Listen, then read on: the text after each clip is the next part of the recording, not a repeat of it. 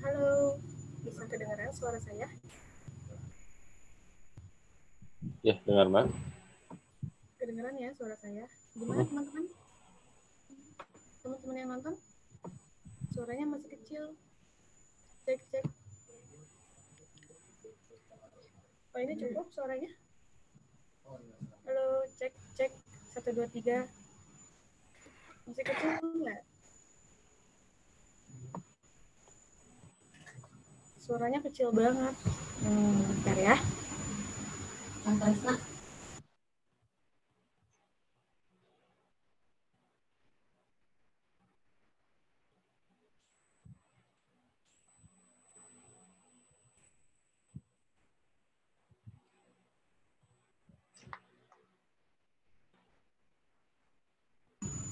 Halo, sudah cukup ya suara saya?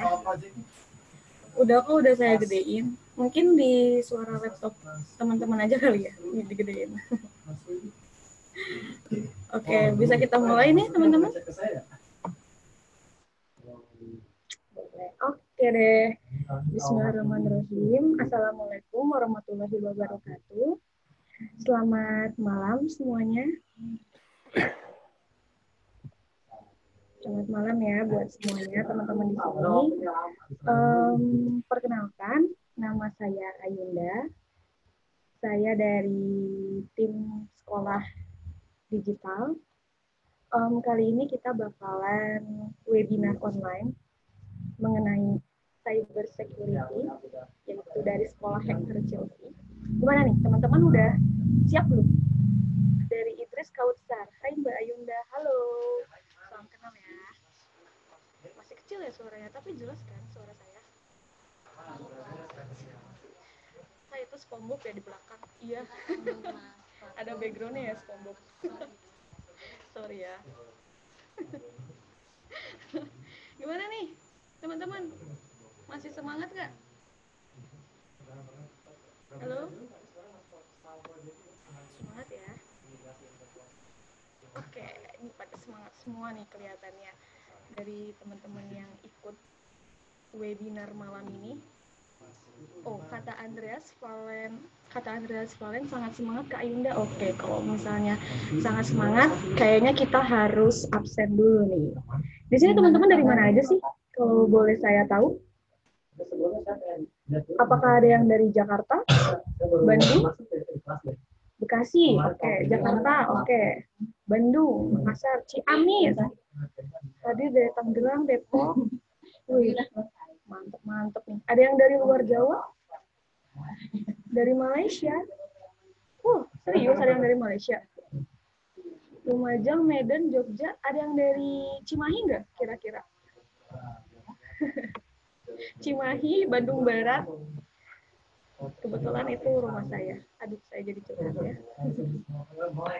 Oke, kayaknya dari teman-teman semua ini udah pada nggak sabar ya untuk berkenalan langsung nih sama instruktur kita, yaitu Mas Andre. silakan Mas Andre bisa dinyalain aja webcamnya. Oke, webcamnya nyala ya, Mbak? Ya, nyalain aja supaya kita saling kenal.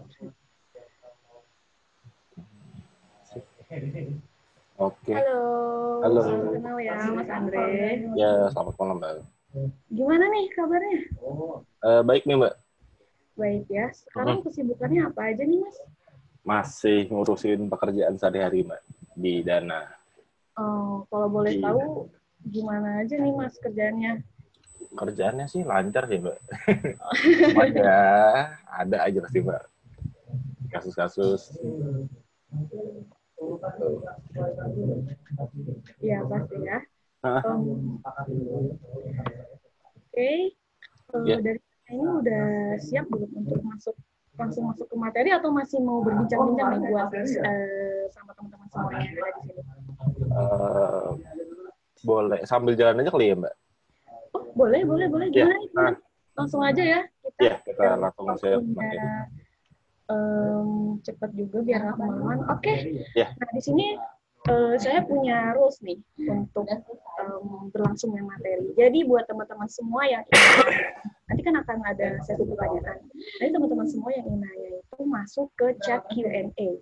Jangan ke forum chat karena nanti nggak akan kelihatan gitu. Jadi sekali lagi buat teman-teman semua yang ingin nanya atau ingin ada masukan buat instrukturnya, misalnya kecepatan, masukin ke Q&A aja. Kalau misalnya di chat suka nggak kelihatan karena kan kalau chat tuh numpuk gitu loh. Jadi kalau misalnya Q&A itu kelihatan. Oke teman-teman. Titip dari saya karena ini ilmu ya yang berguna dan ini webinar online gratis juga, tolong manfaatkan sebaik-baiknya. Jadi buat teman-teman semua tolong fokus. Mudah-mudahan teman-teman semua nggak ngantuk dan Mas Andre juga semangat terus ya untuk ngejelasin. Oke. Waduh, ada minta no WA nih. Kita lanjut dulu aja ya ke materi. Oke, silakan Mas Andre. Oke, sebentar ya, Mbak. Oke. Ya, udah jelas ya? Udah masuk ke PowerPoint? Oke. Bentar ya. Oke, udah jelas semua ya? Oke, saya untuk malam ini mau perkenalan dulu. Nama saya Antonio Andre. Saya bekerja sebagai security engineer di Dana. Cuman lebih spesifiknya saya adalah red team. Untuk hari-hari saya itu lebih ke arah pentest sama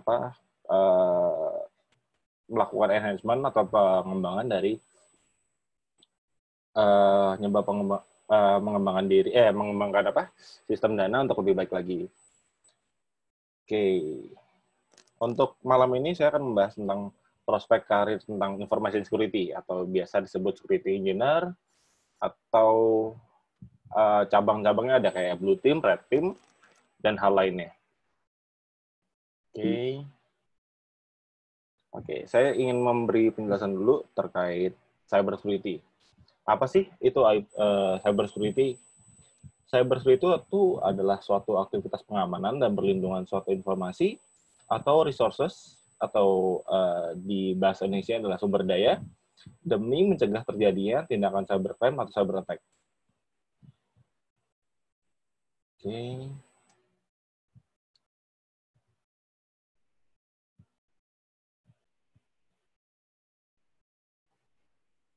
Oke, nah kita mau ngebahas dulu nih. Information security kan luas nih ya. Jadi ada yang dari banyak elemen sih. Jadi kayak ada yang dari dasarnya dulu, dari jaringannya, aplikasinya, orang-orangnya, terus governance, atau dari codingannya, arsitektur, itu semua ada di bidangnya masing-masing.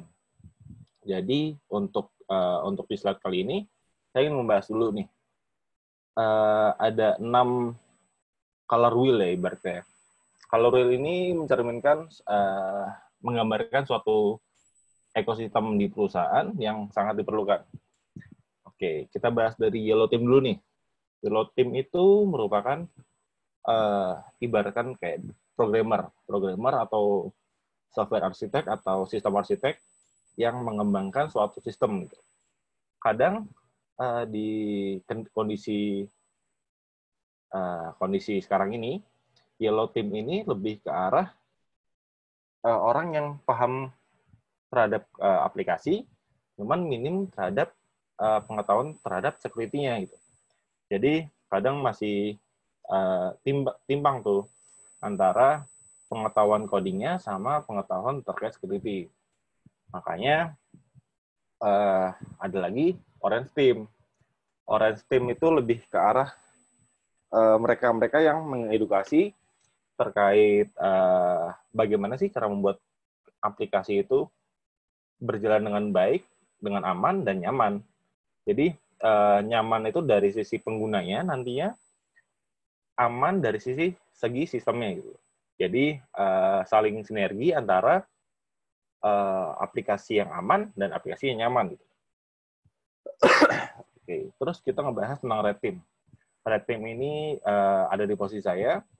Posisi saya ini sebagai pentester ya. Jadi kayak ketika ada suatu aplikasi dibuat, itu sebelum dipublish ke internet atau dinikmati oleh penggunanya, Red Team ini atau saya ini lebih mengetes untuk logiknya, terus dari sistem yang digunakan, terus fungsi-fungsi yang digunakan, terus ada kemungkinan misalkan abuse atau apa, itu saya udah melakukan preventif lebih dahulu sebelum user dapat mengakses di internetnya, di aplikasi masing-masing. Contohnya kayak Dana. Dana itu sebelum melakukan publish aplikasi atau update aplikasi, itu selalu saya cek terlebih dahulu. Gitu. Terus,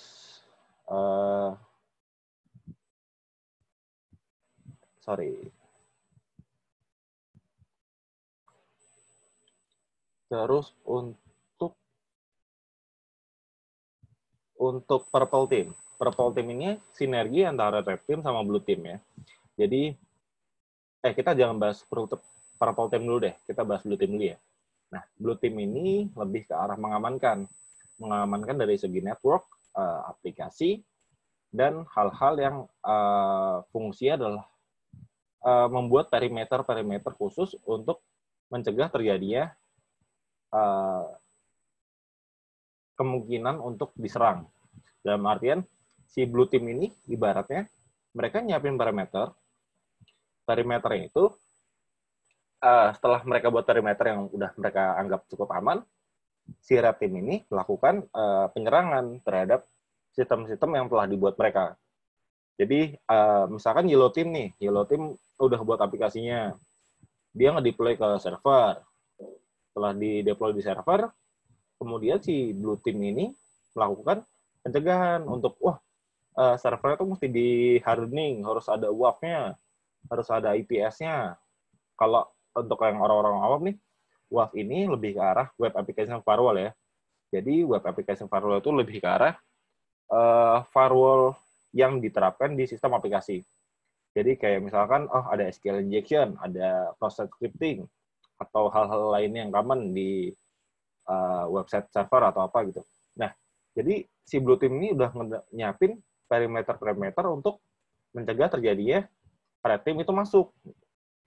Nah, biasanya Blue Team ini lebih fokus kan. Jadi kayak Blue Team ini spesialis, Red Team ini spesialis. Mereka harus ditengahi oleh Purple Team ini. Jadi ketika ada Red Team yang melakukan penyerangan, cuman Red Team nggak mau capek lah, gitu, ibaratkan nggak mau capek untuk memikirkan mitigasinya. Nah, Purple Team ini ngebantu untuk gimana sih cara untuk mencegah si Red Team ini dapat masuk ke sistem Blue Team yang sudah di setup perimeternya gitu. Nah, Purple Team ini nyiapin tuh, cara taktik untuk pencegahannya gimana sih gitu. Nah, pencegahannya gimana? Berdasarkan dari si Red Team ini nyerang gitu loh. Nah, jadi ini Blue Team, Purple Team, Red Team tuh biasanya satu sinergi nih. Biasanya sering tuh kita diskusi bareng gimana caranya It's 2015. ketika si Red Team menyerang, Nah, ketika reportnya itu dimitigasi dengan baik oleh blue team. Itu ada penengahnya nih, si purple team ini. Nah, ketika blue team itu ada gimana ya? Kayak mereka melakukan perbaikan di sistem mereka, perimeter mereka. Cuman kan mereka harus menyesuaikan tuh dengan infrastrukturnya si programmer buat. Nah, itu ada green team lagi. Biasanya tuh lebih ke arah DevSecOps. DevSecOps tuh si green team nih, biasanya nih. Jadi dia melakukan otomasi, gimana caranya si blue team ini dapat kerja dengan cepat dan efisien. Jadi sebelum si red team ini nemuin bug atau apa, nah blue team sama si yellow team ini udah sinergi tuh, oh kita harus ngelakuin otomasi untuk ngedesain suatu kode itu secara cepat, untuk testingnya cepat, untuk pencegahannya cepat, untuk kalau ada bug fixnya cepat. Gitu. Nah semua tuh ada automationnya biasanya di DevSecOps, itu si green team nih yang lola nih. Nah kalau kalian nih lihat arah panahnya ini, mereka saling sinergi nih antara red team dengan blue team. Itu titik tengahnya adalah si purple team. Untuk yang red team sama yellow team, dia ditengahi oleh orange team. Yellow team sama blue team jadinya green team. Nah, mereka tuh saling sinergi tuh. Cuman kalau secara mayoritas di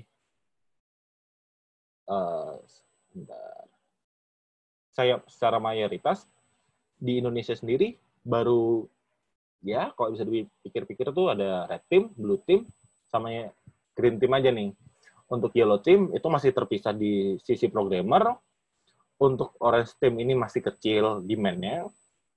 Purple team ini di porsi dihilangkan karena perusahaan itu mau efisiensi kan ibaratnya kan. Jadi kalau bisa tuh red team yang sekarang dan blue team yang sekarang itu harus punya kemampuan purple team. Jadi tanpa harus nambah headcount baru, mending si red team sama blue team nih mesti ada pemikiran yang sama kayak si purple team ini, begitu. Nah, untuk yang green team ini rata-rata udah mulai menjamur nih di perusahaan-perusahaan startup, e-commerce gitu. Mereka sudah mau membuat DevSecOps-nya mereka. Jadi di dalam cycle-nya mereka tuh dulu yang hanya DevOps, sekarang udah disisipin oleh DevSecOps-nya. Jadi ada security di bagian cycle DevOps mereka. Gitu. Nah, untuk yellow team-nya sendiri, mereka masih masuk ke dalam area programmer, engineer lah kalau disebutnya gitu. Nah, jadi kalau secara garis besar, kesimpulannya adalah di Indonesia, untuk security itu masih didominasi oleh red team, blue team, sama green team. Untuk yang yellow team itu lebih ke arah programmer, orange team itu masih kurang berkembang di Indonesia. Purple team itu dipaksa untuk red team dan blue team itu punya pemikiran hal yang sama dengan purple team.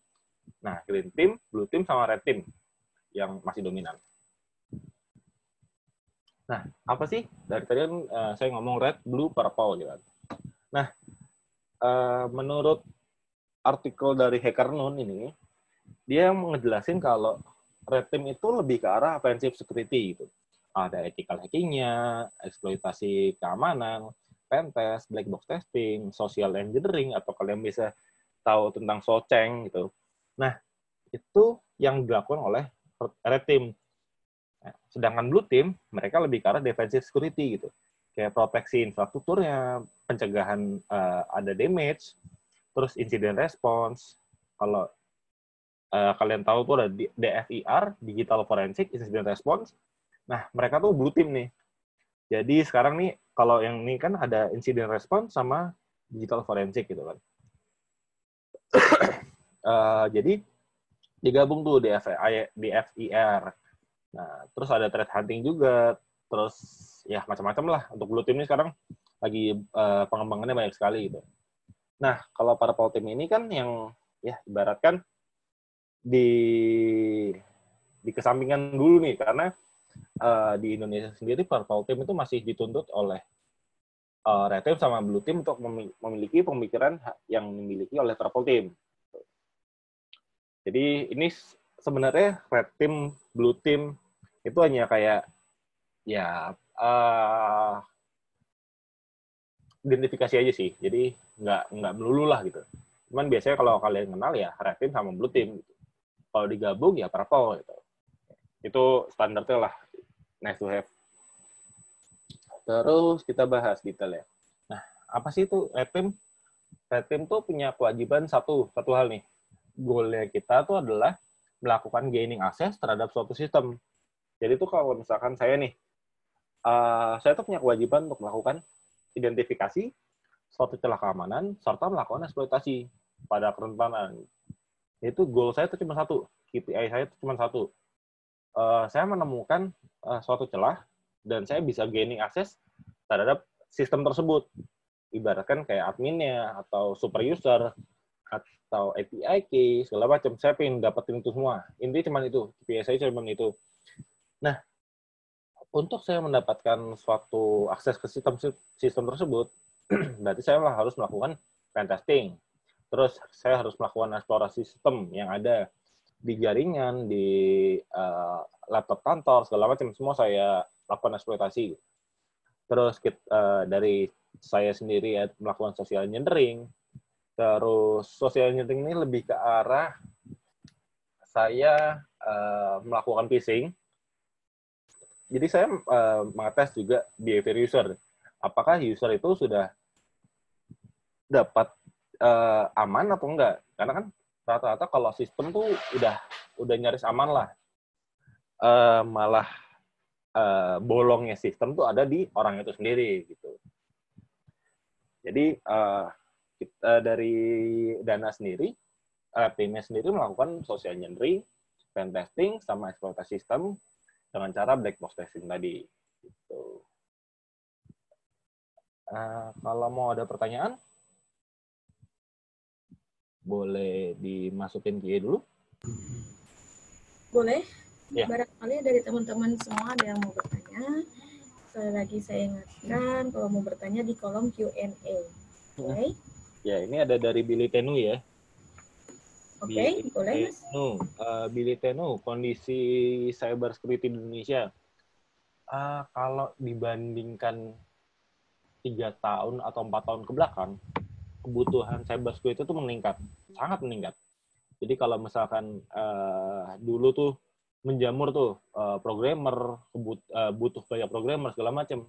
Nah, sekarang tuh perusahaan lebih beralih ke arah gimana sih mereka udah punya sistem yang bagus, punya aplikasi yang bagus.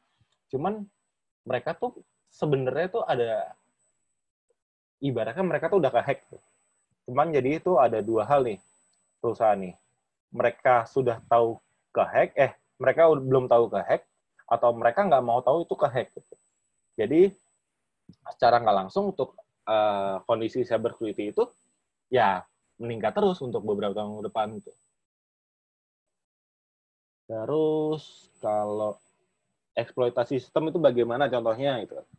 Nah, untuk eksploitasi sistem sendiri lebih ke arah kalau bayangan kalian itu misalkan ada sistem nih, sistem mereka punya web server, ada service-service yang berjalan gitu. Nah, saya melakukan eksploitasi bisa dalam pengecekan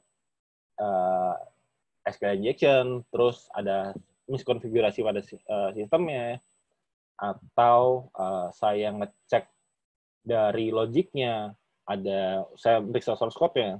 Nah, itu namanya pengujian eksploitasi sistem gitu. Boleh Mas, terus, 2 pertanyaan lagi aja. Dua lagi atau? Ya, 2 lagi aja. 2 lagi, oke. Kalau nih dari Fadri itu nanti akan dibahas. Terus Mas Farisi juga akan dibahas. Terus Mas Zainul,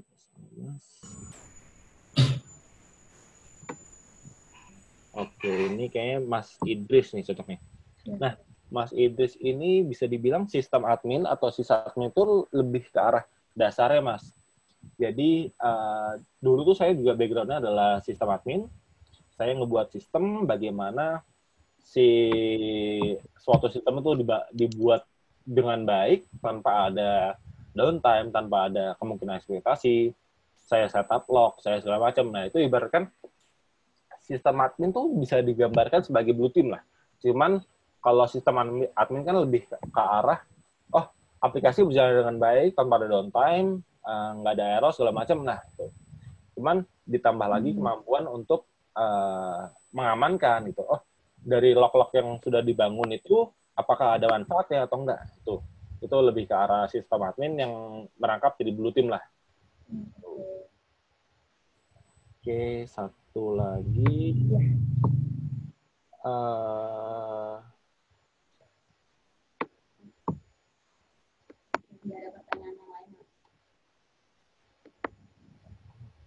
Mungkin ini Mas, ada nih, saya mau nanya apakah seorang security engineer programmer juga, terus berapa lama belajarnya? Saya mau nanya apakah seorang security engineer programmer juga, terus berapa lama belajarnya? Yang dari siapa nih Mbak? Oh, Anonymous. Iya. Oke. Kalau sebenarnya tuh security engineer tuh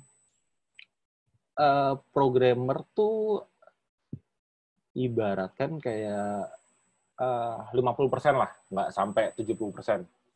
Jadi paling nggak tuh kamu harus tahu gimana cara logik program itu bekerja, tahu dasar-dasarnya, tahu fungsi-fungsi yang nggak boleh, tahu hal-hal yang logik-logik yang nggak boleh, kayak if-nya atau apa, komparasinya. Itu kamu harus tahu. Dan kalau untuk lebih baik, ya kamu tahu programming gitu. Kalau saya sendiri sebagai security engineer, saya hanya menggunakan kemampuan programming itu hanya 40%. Nggak sebanyak orang-orang yang sebagai programmer. Gitu. Mungkin kita pertanyaannya kita cukupin dulu sampai sini ya. Mungkin kita lanjut dulu aja ke materi ya Mas ya. Oke. Untuk pertanyaan selanjutnya nanti akan ada di akhir. Oke. Selamat belajar lagi teman-teman. Oke, kita lanjutin ke blue team ya.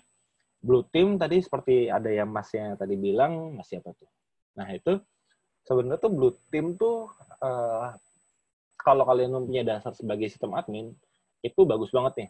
Sistem admin itu dipakai untuk baik blue team atau red team. Itu sangat bagus. Karena ketika kalian membangun sistem yang aman, atau kalian sebagai programmer nih, kalian bangun suatu aplikasi itu yang aman, nah itu tuh sebenarnya dasar. Kalian sebagai programmer atau sebagai sysadmin. Itu sebagai dasar kalian. Gitu. Karena ketika sysadmin nih, si sistem administrator, ngebangun server yang ibaratkan mereka tahu lognya di mana, penyimpanan lognya, pelemparan syslog, terus log centralized, segala macam. Itu sebenarnya kalian sudah melakukan blue team. Itu sebagian kecil tuh kalian sudah melakukan. Jadi kayak dasarnya blue team itu adalah log. Jadi ya, dasarnya blue team adalah log. Karena log itu ibaratnya kayak harta karunnya mereka nih.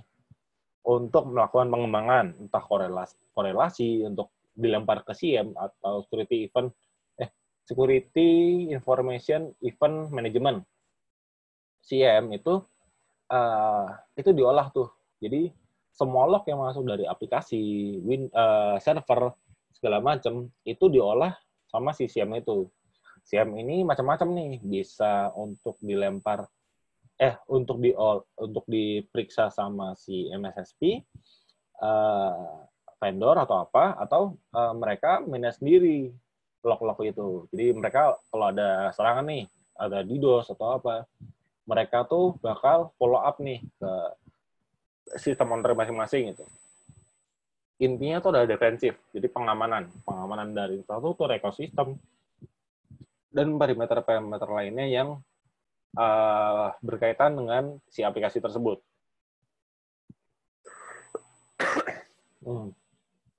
Blue team sendiri itu punya kewajiban tuh untuk melakukan evaluasi terhadap setiap tindakan yang dilakukan oleh red team sehingga tercipta sistem yang dapat melakukan detect and response. Dua hal itu yang penting tuh, deteksi sama responsnya. Karena kalau kalian cuma deteksi, cuman kalian nggak ada respons, ya buat apa gitu. Intinya itu. Nah, kalau It's 2030.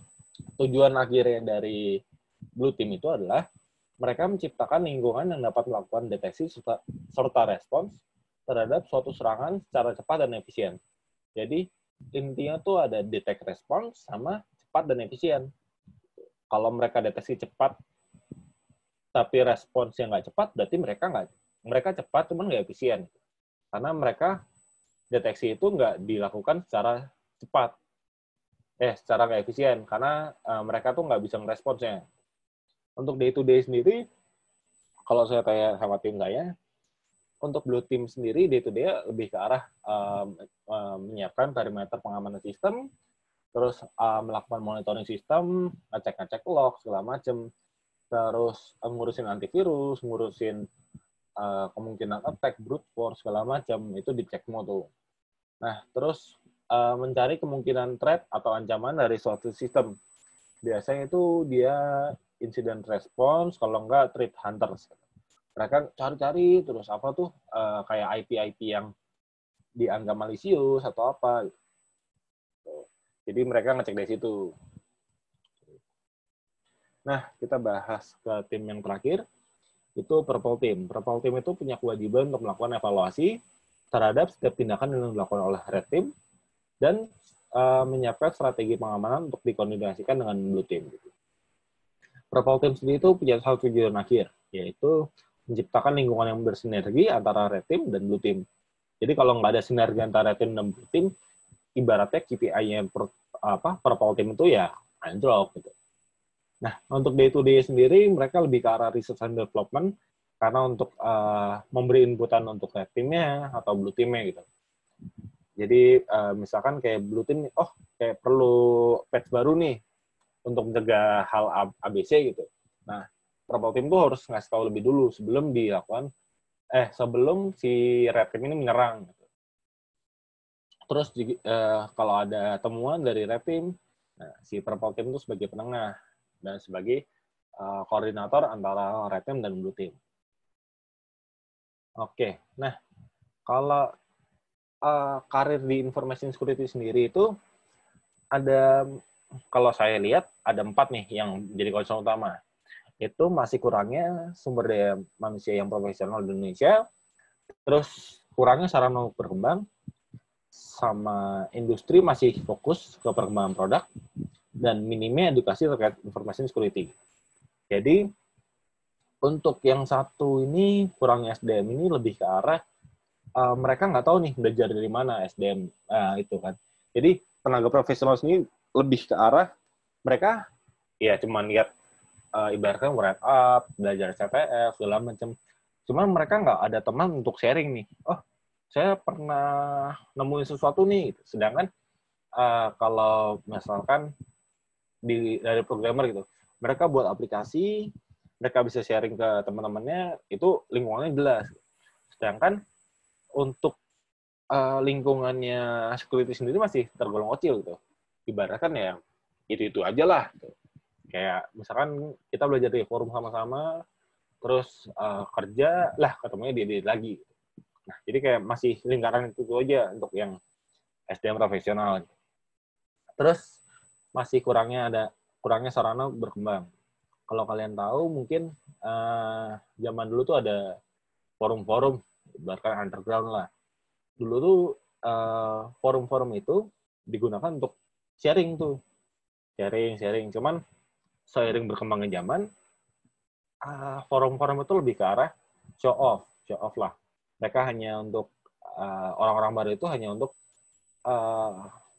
pamer tentang device atau apa. Ya semua pernah mengalami fase-fase itu, device segala macam. Cuman mereka kalau stuck di device doang atau apa, mereka nggak mau berkembang ke tahap selanjutnya. Mereka nggak bakal jadi suatu SDM yang profesional gitu.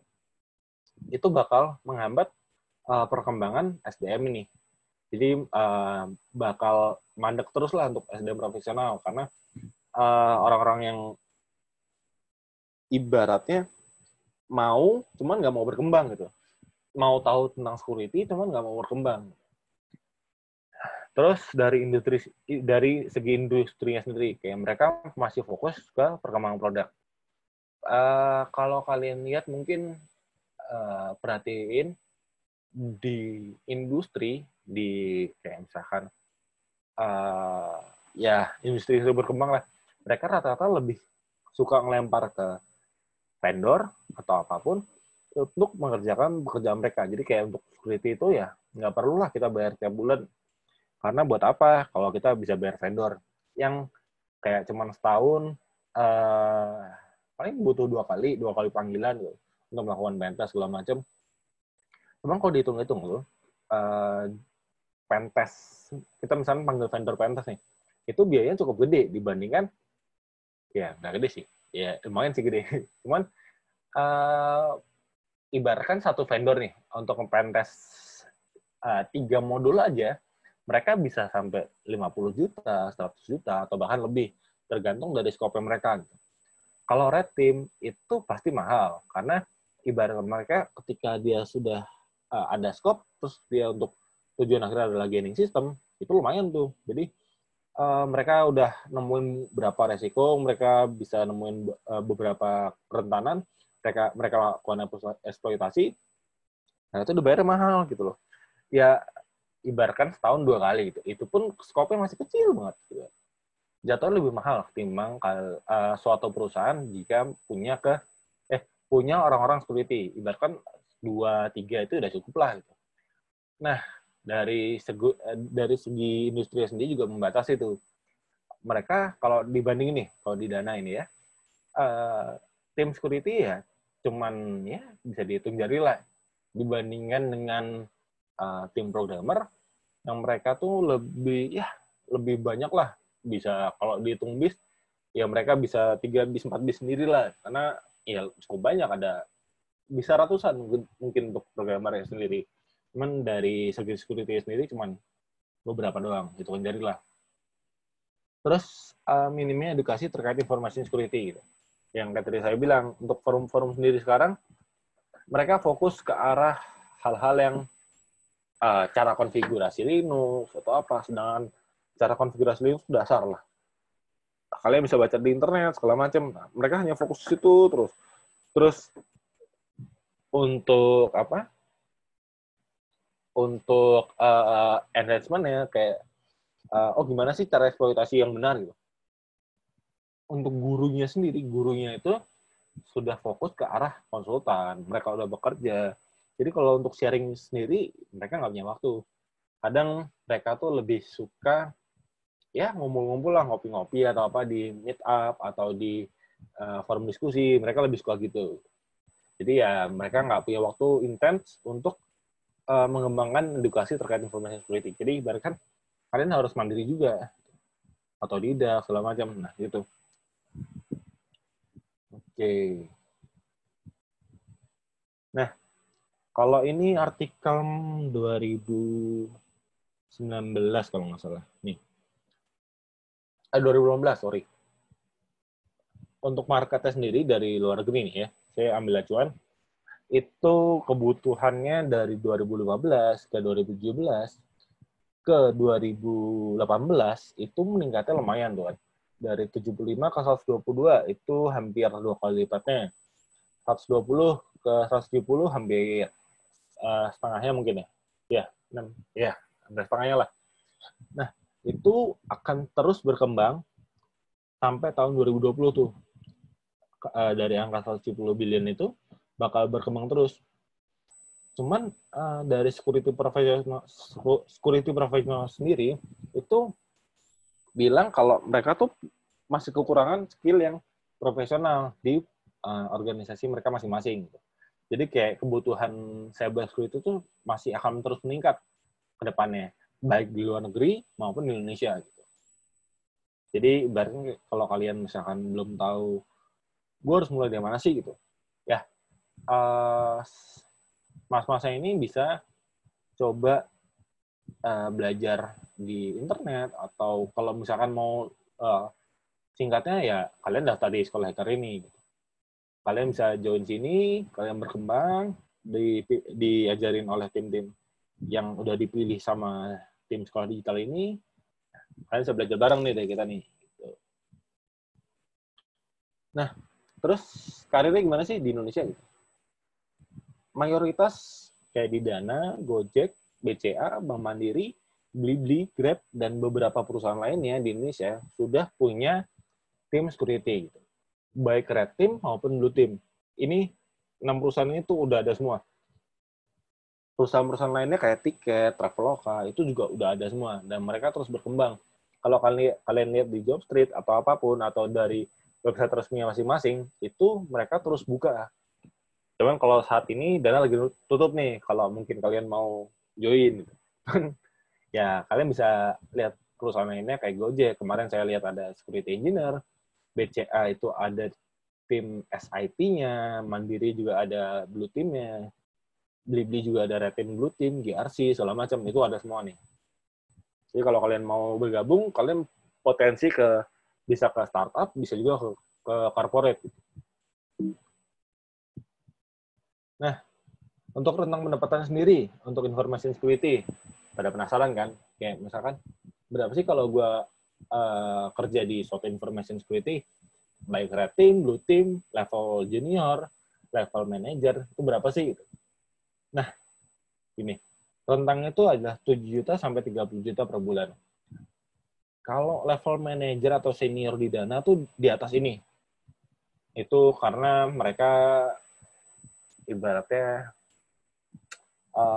kepalanya lah. Nah, jadi kalau kejadian security pertama kali, yang kena bakal si manajernya atau head-nya.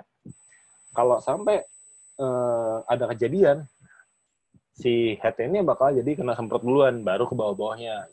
Makanya dia lebih tekanannya lebih berat. Gitu. Jadi bisa sampai 7 juta sampai 30 juta, atau 7 juta sampai 60 juta. Itu ya untuk yang tahu ya. Gitu.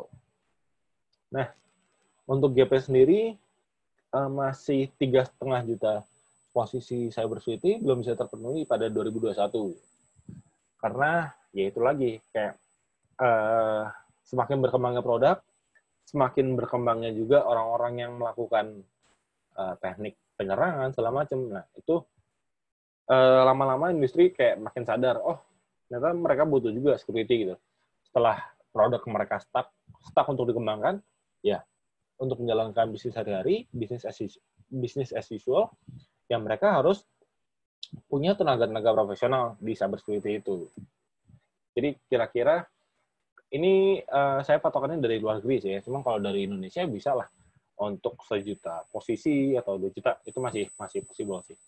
Jadi untuk kalian yang mau join cybersecurity ya segera belajar, cari-cari informasi untuk kalian belajar. Paling enggak nambah value kalian lah untuk belajar. Nah, tadi ada nanya ya skill yang diperlukan untuk blue team, red team, atau purple itu. Untuk blue team sendiri lebih ke arah day-to-day adalah CM, terus Linux administration, terus belajar bagaimana sistem itu bekerja, jaringan, scripting standar, paling minimal tuh Python, Bash, atau Perl, itu atau C masuknya programming sih. Cuman ya, kadang dipakai juga. Terus Java, itu yang sering digunakan. Terus kalau untuk Wireshark sendiri, itu juga diperlukan untuk tim blue team. Nah, kalau red team sendiri, scripting sih yang paling sering dipakai. Karena mereka harus sesuaiin scripting mereka dengan sistem yang udah ada gitu. Dan mereka tinggal pakai atau bahkan coding scripting sendiri untuk melakukan eksploitasi dan mempermudah.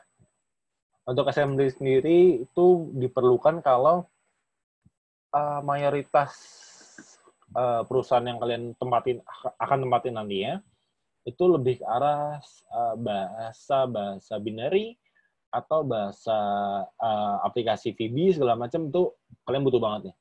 Atau APK, Android, iOS itu assembly butuh. Jadi kayak mereka nge-breakdown aplikasi itu bisa masih dieksploitasi, dibaca kodenya dari sekedar aplikasi doang gitu. Terus red team juga perlu belajar tentang bagaimana suatu sistem itu bekerja. Mereka juga harus paham tentang Linux dan jaringan juga.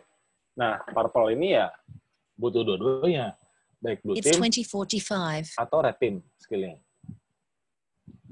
Nah, sekarang kita lanjutin ke demo dulu terkait kelemahan XSS dan command injection. Jadi mau di pertanyaan dulu atau gimana, Mbak?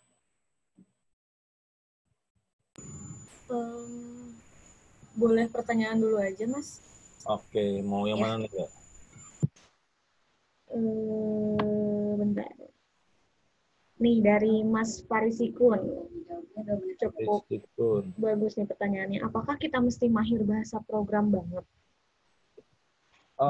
Kalau mahir itu bisa dibilang enggak sih. Nggak perlu terlalu mahir lah. Paling nggak tahu gimana cara pakai fungsi, tahu cara logik ya aplikasi itu kerja, itu paling nggak gitu. Kayak tadi gue udah bilang, intinya tuh gitu. Jadi nggak perlu terlalu mahir banget lah, karena day to day sendiri kita nggak lebih dari 50% tuh programming terus gitu. Gitu.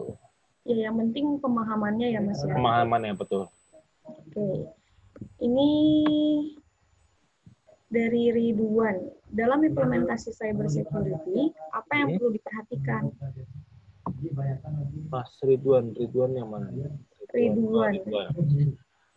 Apa yang perlu diperhatikan? Wah, ini banyak nih yang perlu diperhatikan gitu kan. Intinya tuh ada dua nih, Blue Team sama Red Team. Jadi perimeternya serta pengecekan terhadap perimeternya itu. Apakah si perimeter ini berfungsi dengan baik atau enggak gitu.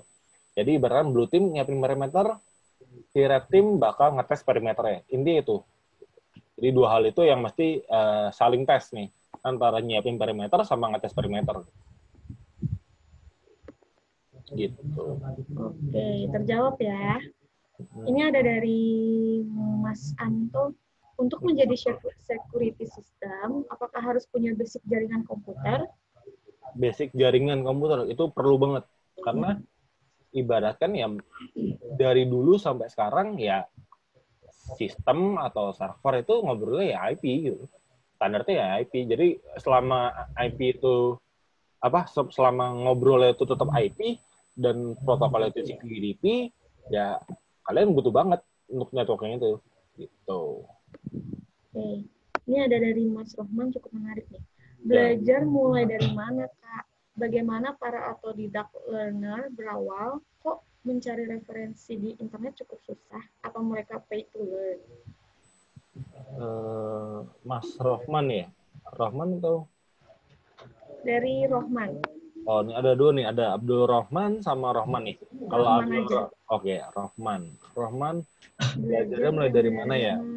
Kalau saya belajar waktu di Devorum. Jadi ada dulu namanya Devil's Code. Terus ada kecoa elektronik, kalau kalian tahu bisa cari sendiri. Itu dasarnya semua dari situ. Jadi kayak pertama ngobrol-ngobrol, terus ketemuan, terus sharing-sharing, belajar dari situ, terus akhirnya temenan. Ya di situ kayak sharing-sharing, oh lu udah ngelakuin apa sih, caranya gimana sih gitu.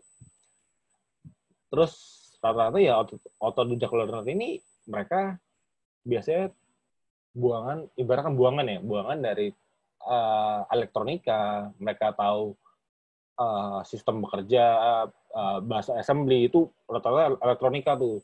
Itu yang saya tuh malah belum paham. Jadi rata-rata orang elektronika bosen sama dunianya, mereka belajar sistem, malah mereka tuh yang lebih gila tuh. Dalam artian lebih gila assembly-nya segala macam, itu lebih gila sih. Nah, kalau referensi di internet sebenarnya susah, nggak susah sih, gampang malah. Tergantung kalian tuh nyari gimana. Yang jelas kalian mesti tahu bahasa Inggris dulu, karena rata-rata tuh keyword-nya ya pasti bahasa Inggris. Dasarnya bahasa Inggris doang kok. Gitu. Apakah mereka pay to learn? Rata-rata enggak. Saya tuh belajar nggak ngeluarin duit sama sekali. Paling cuma internet doang lah. Internet, makanan, minuman, dah. Saya belajar tuh di situ. Jadi pay to learn-nya cuma pay to makanan minumnya aja sih. Nggak sampai course-course-nya tuh nggak. Memang kalau sekarang mau instan ya banyak course-course online. Ada Udemy, segala macam itu yang untuk di luar negeri. Untuk yang di Indonesia sendiri ada sekolah hacker. Kalian bisa manfaatin itu. Oke, kita lanjut ke pertanyaan selanjutnya. Bahasa pemrograman apa sih yang dipakai? Bahasa pemrograman. Biasanya saya scripting sih. Jadi ada yang namanya Bash scripting itu untuk Linux. Terus ada juga Python itu untuk membantu juga Python. Nah, terus saya juga lagi belajar Golang juga nih. Jadi kali aja kalau ada yang paham tentang Golang bisa ajarin saya juga nih. Gitu. Terus ini saya kayak menarik nih. Ada orang Boleh, yang Mas? nanya Silahkan. tadi Biliteno kecoa komputer sama Devil's Code sama Indonesian Backtrack dulu itu aja gitu. Terus tadi ada yang Riza Akbar. Salah nggak sih Bang kalau jurusan kuliah saya sistem informasi tapi kepengen jadi cybersecurity? Nggak salah. Saya dulu SMK tuh SMK bangunan. Saya tuh tukang gambar loh, arsitektur. Cuman saya rasa tuh passion saya nggak di situ. Jadi kayak saya kuliah, terus ya saya belajar sendiri. Dari kuliah tuh belajar sendiri terus. Cuman dari SMK-nya sendiri, dari SMP SMK tuh saya ya belajar dari arsitektur. Saya belajar arsitektur, gambar, perhitungan segala macam ya. Bosenin lah. Nah, saya pindah ke cybersecurity. Jadi nggak ada yang salah lah dengan jurusan itu. Boleh dipilih lagi aja, Mas? Dari Masnya mungkin? Kalau Rafli ini, saya belum OSCP, cuman saya akan doakan saja lah. Belajar dari buku. Kalau buku sih sebenarnya kalau bukunya benar, jangan yang program itu ya kayak jangan yang 3 jam jadi hacker atau 3 jam jebol sistem ya jangan. Itu kalian sia-sia 50.000 lumayan. Ya mending kalian belajar online lah. Kalau misalnya ada duit ya sekolah hacker gitu. Gitu. Sayang lah kalau misalnya kalian nyari buku di Gramet itu malah menyesatkan kalau sekarang udah. Boleh Mas, lagi aja pertanyaannya. Ini banyak banget nih. Tadi, 2 lagi aja Mas. 2 lagi ya. Ya. Mas Agung Nugraha, Linux adalah syarat mutlak. Enggak, Mas. Intinya tuh semua sistem sih. Jadi kalau misalkan di lingkungan Dana sendiri lebih ke arah Mac, terus Linux, terus Windows, itu semua ada. Jadi nggak mesti Linux tok. Jadi kayak kalian tuh harus belajar apa sih kelemahan Windows, apa sih kelemahan Linux, apa sih kelemahannya Mac, apa sih kelemahannya semua sistem operasi gitu. Jadi kayak nggak terkotak lah kalau misalkan security itu. Tuh. Terus ini untuk Muhammad Sidik nih, dia apakah syarat masuk di salah satu perusahaan besar itu memiliki sertifikat CH? CH tuh mahal, saya bilang ya. CH tuh mahal, 10 jutaan lebih. Kalau untuk pendapat saya sendiri, untuk sertifikasi, bagi kalian nih yang fresh graduate, janganlah langsung ucuk-ucuk CH gitu. Ibaratkan, ya oke lah, kalian ningkatin value. Gitu. Cuman value kalian tuh sebenarnya tuh kosong. Karena kalian nggak tahu dasarnya itu apa. Kalian cuma tahu, oh kalau ada pilihan A, B, C, D, ya kalian harus ngelakuin A. Itu yang benar gitu. Sedangkan kalian tuh harus ngebangun tentang pola pikir, bagaimana sistem bekerja, nah itu kalian harus belajar itu. Dan dibandingin kalian spend 10 juta untuk sertifikasi, 10 juta itu CH, kalian mending training gitu. Training sama yang orang yang udah paham. Mending kalian spend budget untuk itu dibandingkan kalian sertifikasi. Itu menurut saya. Sampai sekarang pun saya baru sertifikasi yang ternama ya, itu 1 kali. Itu yang murah. Murah itu dulu. Namanya CTIA. Jadi yang luar isi council, saya belajar tentang trade intelligence. Itu kenapa saya belajar trade intelligence? Karena untuk kedepannya di Blue Team tuh ya trade intelligence masih butuh lah. Jadi bagaimana sharing kerentanan tuh diatur sama si namanya trade intel. Saya ambil itu. Itu murah kok. Tergolong murah lah untuk saya. Jadi sekitar 2 jutaan. Itu lagi promosi. Kalau lagi nggak promo itu 7 jutaan sekarang. Nah, dibandingkan kalian ambil sertifikasi itu, mending kalian belajar gitu. Kalau saya ambil sertifikasi karena saya mau nguji nih. Oh, saya tuh sebenarnya udah bisa atau belum sih. Jadi, ubah mindset kalian tentang sertifikasi itu sebagai, oh, gue harus punya sertifikasi untuk biar dilihat perusahaan nih gitu. Ya jangan, kalian malah kayak tong kosong gitu, kayak masuk nih, Mas, saya punya CH nih, gaji saya harusnya tinggi dong karena saya udah punya CH. Oh, jangan sampai kayak gitu ya. Menurut sini nggak ada yang kayak gitu ya. Gitu. Oke, kita cukupkan dulu saja ya pertanyaannya. Oke. Kita lanjut ke demo ya Mas ya? Ya, demo. Kita Oke. ngebahas terkait cross-site scripting sama command injection. Oke, saya ubah dulu sharingnya.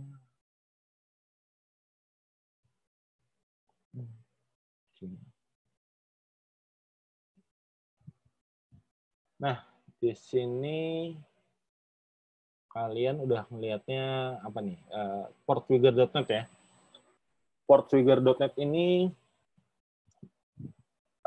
tools yang sering dipakai oleh saya.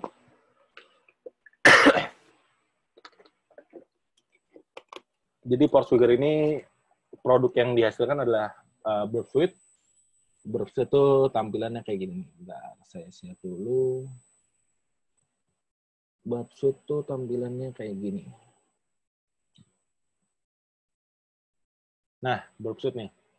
Itu tampilannya begini Burp Suite nih. Jadi ada proxy-nya. Konsepnya sih ini proxy sih. Proxy yang multifungsi lah untuk pentester, untuk red team itu terutama red team. Ini sangat dibutuhkan. Kalau nggak ada ini, ibaratkan ya saya nggak kerja gitu. Karena ya buat apa? Nggak ada tools lain yang se-powerful sih Burp Suite ini. Tools ini konsepnya membantu, gitu. Hanya untuk membantu untuk proxy, sifat proxy ya. Membantu, terus ada plugin-pluginnya, develop banyak orang, itu dibantulah. Cuman selebihnya sendiri itu tergantung yang memakai ini. Gitu. Kayak mereka bagaimana, oh oke nih, ada traffic yang masuk. Cuma artinya apa gitu loh. Kayak misalnya gini, ini artinya apa ya? Kalau nggak ada yang paham ya buat apa gitu. Kayak cuman ini sekedar tools doang. Sayang kalau kalian misalkan beli. Cuman by the way, ini website ini ada yang versi gratisnya ya, ada versi community. Kalian bisa belajar dari situ, kalian bisa download, terus kalian ya buat iseng-iseng belajar-belajar lah gitu. Nah, jadi ya buat apa kalau kalian punya aplikasi ini, cuman mereka kalian nggak tahu cara pakainya gitu.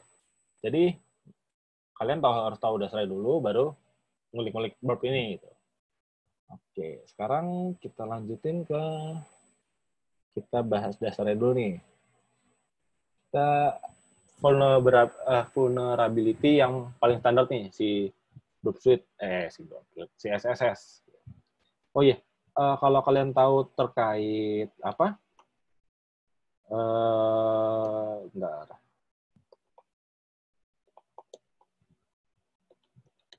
Kalau kalian tahu, SSS ini lebih banyak ditemukan, ibaratkan ini bug simple, cuman dihargainya cukup tinggi gitu. Kayak misalkan ini contohnya ya, saya share dulu nih. Ini bug bounty di ini ya. Google worth 1,2 miliar dolar ya. Dolar untuk sekedar XSS bugs. Jadi jangan salah nih, walaupun simple, cuman bug ini tuh sangat berharga gitu. Kayak Google tuh mau bayar tinggi untuk sekedar nemuin XSS itu. Nih, kayak Google tuh award 1,2 miliar itu di tahun berapa tuh? Terus di tahun 2018 kemarin tuh ada $3.000. Terus ya masih banyak lagi. Kalau kalian cari tuh XSS tuh banyak banget dan simbol-simbol sih itu. Cuman kalian hanya butuh waktu lah untuk nemuin hal itu. Cepat atau lambat kalian bisa nemuin lah. Nah, ini simpelnya gini. Kayak misalkan ini kalian bisa catat ya game-nya. Websitenya di xss-game.appspot.com. Nomor satu aja ya. Jadi intinya mereka ada aplikasi nih. Ada aplikasi dari XSS dan mereka tuh ada query nih. Pokoknya intinya XSS itu adalah setiap kalian bisa nginput, nah, kalian tes tuh. Ini bisa nggak sih beneran dieksploitasi XSS, caranya gimana? Kalau kalian yang tahu web programming segala macam, ini script kode dasar lah. It's 21 hours. Kode dasar, kalian tinggal ketik script, alert, buka kurung, ketik, SSS, petik, tutup kurung, semikolon, tutup tag script ya. Nah, dengan ya ini belum ada pengembangan apa-apa ya. Ini kayak dasar nih. Dengan kalian cuman inputin ini gitu, kalian udah bisa nemuin SSS nih. Kalau misalkan di browser ini kalian tuh bakal pop up nih, contoh ya. Nah, kalau kalian bisa melakukan pop up gini di situs Google Google, Facebook atau apa gitu, kalian udah bisa dibayar mahal ibaratkan untuk sekedar SSS ini. Cuman balik lagi, itu perusahaan menggolongkan kategori SSS ini kritikal atau enggak gitu. Jadi kalian nggak ucuk-ucuk, oh ini SSS ini mahal nih. Nggak juga. Jadi tergantung dari penilaian si suatu perusahaan tersebut ketika ada bug itu. Jadi ini dasarnya nih, SSS nih. Konsepnya adalah injeksi script ke website, suatu website yang menerima inputan.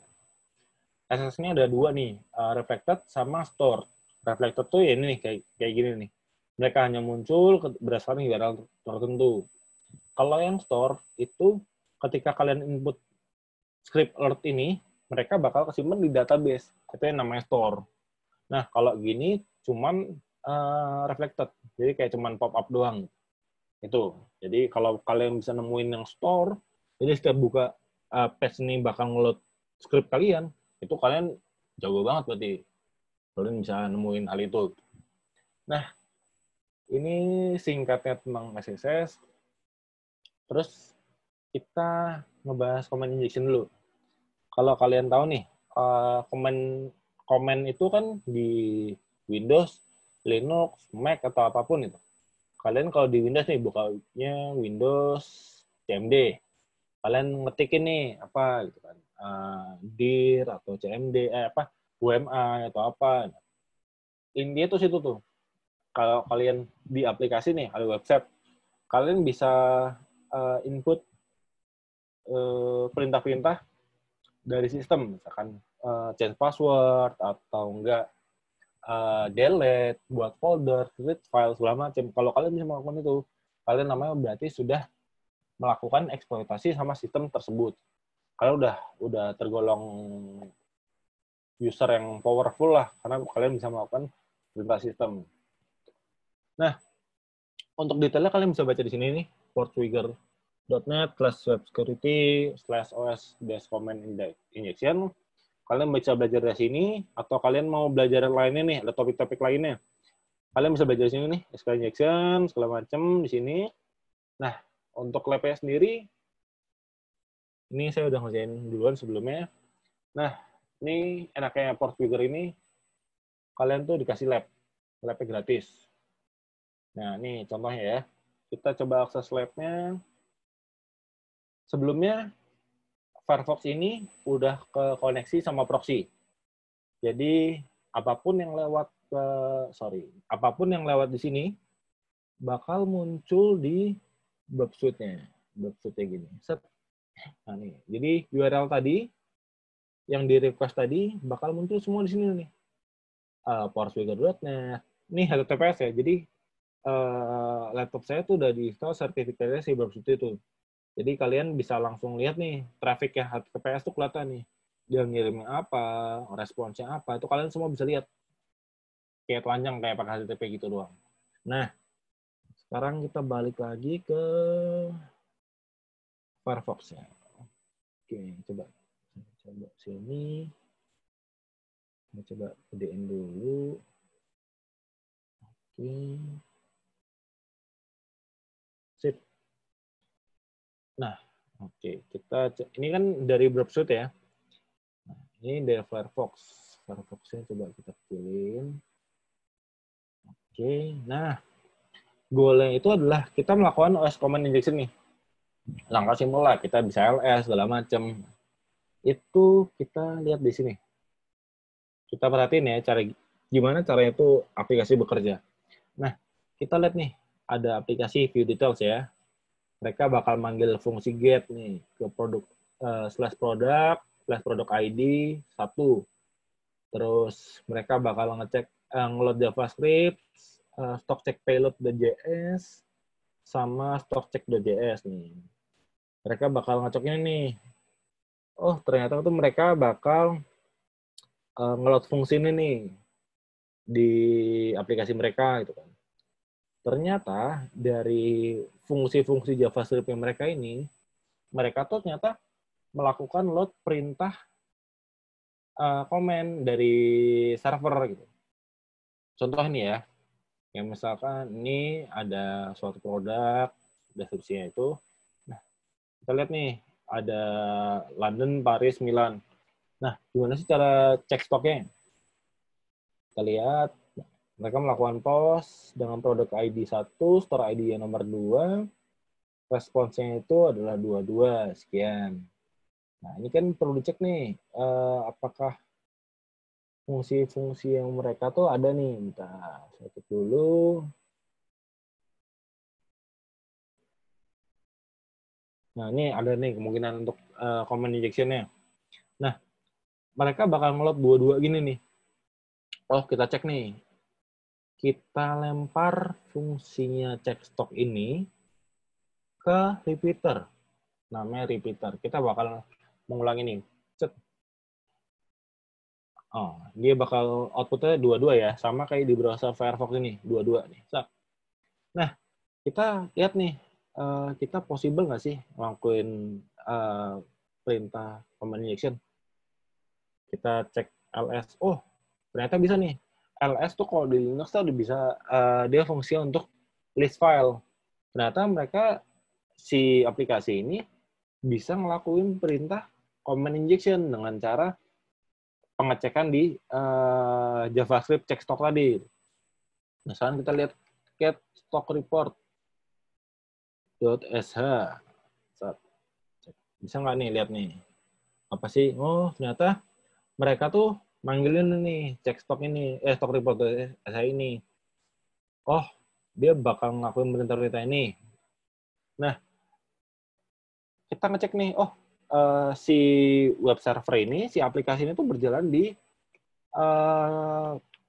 pakai user apa? Entah Apache, entah IIS, entah apa. Nah, bisa UML. Oh, siapa sih yang ngejalanin web server ini? Oh, ternyata si Peter DPZ CUJ ini. Nah, kalian tuh bisa melakukan perintah komen langsung nih, perintah OS level ya, kayak ls, dir, atau apa. Itu dari suatu aplikasi, website-nya gini.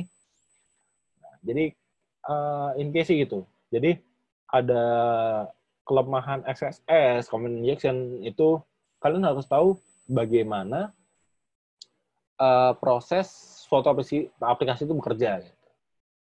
Gitu. Nah, kita balik ke PowerPoint-nya.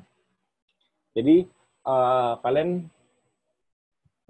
paling nggak udah tahu dua dasar terkait XSS vulnerability dan command injection. Oh ya, untuk command injection-nya sendiri, rate-nya bug bounty ya. Rate-nya RFI bug bounty, itu, bahkan sampai 17.000. RFI itu di tahun 2016, ada yang berani bayar $17.000. Untuk yang lain-lainnya, nih ada $750, macam-macam lah. Itu duit semua tuh. Ini bahkan ada yang bisa sampai $160.000 untuk sekedar, bukan sekedar sih, kalau udah melakukan RFI itu udah sampai ke sistem, itu bahkan harusnya dibayar tinggi. Jadi intinya gitu, kalau untuk bug-nya XSS sama LFI, command injection, atau RFI. Oke. Nah, ini nih, tadi ada yang bilang DFWA, segala macam. Nah, ini, kalian bisa belajar dari Hack the Box, atau kalian bisa install DFWA sendiri, atau kalian bisa langganan di Pentester Lab atau Hack the Box untuk melatih latihan. Cuman, angka baiknya kalau misalnya kalian nyoba Pentester Lab atau Hack the Box itu kalian harus tahu dasarnya. Jadi kayak, biar nggak kosong-kosong banget lah. untuk nyoba hal ini. Cuma kalau DVWA ini kalian bisa, kalau misalnya lagi putus asa atau apa, kalian bisa nyari tuh DVWA Write Up. Kalian belajar tuh gimana sih cara DVWA ini dieksploitasi. Atau kalau yang mau lebih advance lagi, bisa coba Full Hub atau Hack the Box ini. Jadi ini saya rutinnya dari yang susah ya. Susah, ini Hack the Box susah, Pentester lumayan, Full Hub ini macam-macam, ini ada yang easy, ada yang medium, ada yang hard. Kalau DVWA ini paling dasar. Jadi kalau kalian mau coba dasarnya, kalian bisa coba DVWA. Kalau kalian mau belajar tentang networking, segala macam itu kalian bisa belajar di Full Hub. Untuk application, terus pentesting, itu di Hack the Box sama Pentester Lab. Gitu. Nah, untuk tugasnya sendiri, biar kalian ada perkembangan lah, kalian bisa masuk ke hackthebox.eu/home/challenge-web. Nah, sebelum kalian login Hack the Box ini, kalian bakal di-challenge tuh gimana sih cara registrasi, karena tuh di Hack the Box itu nggak ada kolom registrasi doang. Kalian harus nge-hack untuk melakukan registrasi. Itu kalian bisa cari-cari sendiri lah di internet gimana sih cara registrasi Hack the Box. Nggak perlu diajarin lah gitu. Nah, kalian bisa belajar soft di web challenge tadi di Learn9 Challenge. Untuk challenge itu, setelah kalian kerjain, kalian bisa kirim hasil tugas kalian ke Instagram, terus tag akunnya Sekolah Hacker sama Chelsea Violation gitu. Oke, Mbak. Oke. Udah ya Mas ya demonya? Sudah. Jadi buat teman-teman semua jangan lupa dikerjain tugasnya karena nanti dari kita bakalan ada hadiah untuk 2 orang penang. Ini biar teman-teman semua semangat juga nih belajarnya gitu loh.